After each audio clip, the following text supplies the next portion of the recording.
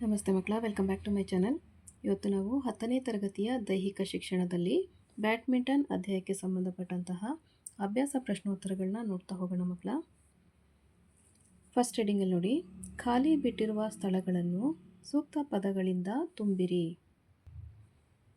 ಮೊದಲನೇ ಬಿಟ್ಟ ಸ್ಥಳ, ಥಾಮಸ್ ಕಪ್ ಸ್ಪರ್ಧೆಯಲ್ಲಿ ಅಂತಿಮ ಹಂತದಲ್ಲಿ ಡ್ಯಾಶ್ ತಂಡಗಳು ಭಾಗವಹಿಸುತ್ತವೆ. ಉತ್ತರ 12 ತಂಡಗಳು. ಥಾಮಸ್ ಕಪ್ ಸ್ಪರ್ಧೆಯಲ್ಲಿ ಅಂತಿಮ ಹಂತದಲ್ಲಿ 12 ತಂಡಗಳು ಭಾಗವಹಿಸುತ್ತವೆ. ಎರಡನೇ ಬಿಟ್ಟ ಸ್ಥಳ, ಈವರೆಗೆ ಥಾಮಸ್ ಕಪ್ನ ಡ್ಯಾಶ್ ಟೂರ್ನಿಗಳು ನಡೆದಿವೆ. ಉತ್ತರ 27. ಈವರೆಗೆ ಥಾಮಸ್ ಕಪ್ನ 27 ಟೂರ್ನಿಗಳು ನಡೆದಿವೆ. ಮೂರನೇ ಬಿಟ್ಟ ಸ್ಥಳ, ಅಖಿಲ ಇಂಗ್ಲೆಂಡ್ ಮುಕ್ತ ಚಾಂಪಿಯನ್ಶಿಪ್ಪನ್ನು ಡ್ಯಾಶ್ನಿಂದ ಕರೆಯಲಾಗುತ್ತಿತ್ತು. ಉತ್ತರ ದಿ ಓಪನ್ ಇಂಗ್ಲಿಷ್ ಚಾಂಪಿಯನ್ಶಿಪ್. ಅಖಿಲ ಇಂಗ್ಲೆಂಡ್ ಮುಕ್ತ ಚಾಂಪಿಯನ್ಶಿಪ್ಪನ್ನು ದಿ ಓಪನ್ ಇಂಗ್ಲಿಷ್ ಚಾಂಪಿಯನ್ಶಿಪ್ನಿಂದ ಕರೆಯಲಾಗುತ್ತಿತ್ತು. ನೆಕ್ಸ್ಟು ಬಿಟ್ಟ ಸ್ಥಳ 4, BWF ಜಾಗತಿಕ ಚಾಂಪಿಯನ್ಶಿಪ್ಪನ್ನು ಡ್ಯಾಶ್ನಿಂದ ಕರೆಯಲಾಗುತ್ತಿತ್ತು.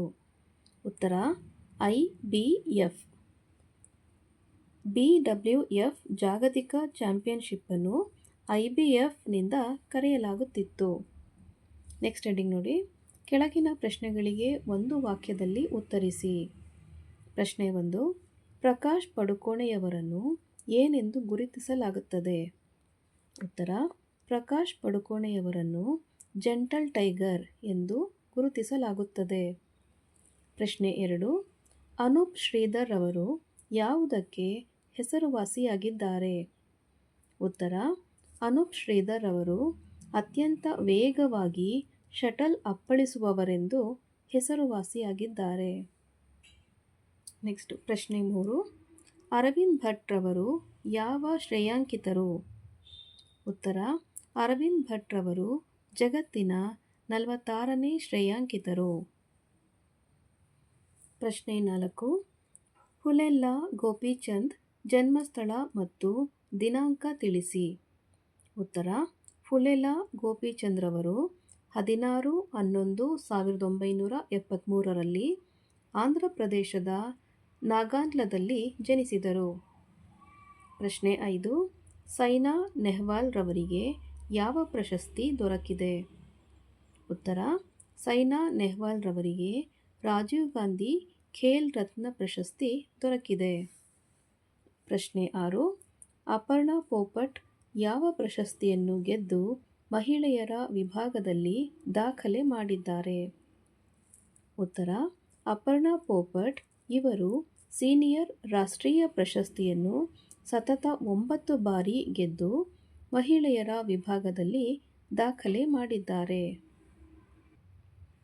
ಪ್ರಶ್ನೆ 7, ಥಾಮಸ್ ಕಪ್ಪನ್ನು ಏನೆಂದು ಕರೆಯಲಾಗುತ್ತದೆ? ಉತ್ತರ, ಥಾಮಸ್ ಕಪ್ಪನ್ನು ಜಾಗತಿಕ ಪುರುಷರ ತಂಡ ಚಾಂಪಿಯನ್ಶಿಪ್ ಎಂದು ಕರೆಯಲಾಗುತ್ತದೆ. ಪ್ರಶ್ನೆ 8, ಉಬೇರ್ ಕಪ್ಪನ್ನು ಏನೆಂದು ಕರೆಯಲಾಗುತ್ತದೆ? ಉತ್ತರ, ಉಬೇರ್ ಕಪ್ಪನ್ನು ಜಾಗತಿಕ ಮಹಿಳೆಯರ ತಂಡ ಚಾಂಪಿಯನ್ಶಿಪ್ ಎಂದು ಕರೆಯಲಾಗುತ್ತದೆ.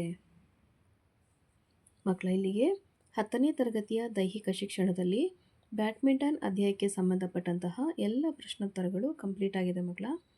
ಈ ಒಂದು ವಿಡಿಯೋ ನಿಮಗೆ ಇಷ್ಟ ಆಗಿದರೆ ದಯವಿಟ್ಟು ನಮ್ಮ ಚಾನಲ್ನ ಲೈಕ್ ಮಾಡಿ, ಶೇರ್ ಮಾಡಿ, ಸಬ್ಸ್ಕ್ರೈಬ್ ಮಾಡಿಕೊಂಡು ನಾವು ಹಾಕೋಂಥ ಎಲ್ಲ ವಿಡಿಯೋ ನೋಡ್ತಾ ನಮ್ಮನ್ನು ಎನ್ಕರೇಜ್ ಮಾಡ್ತಾ ಹೋಗಿ ಮಕ್ಕಳ.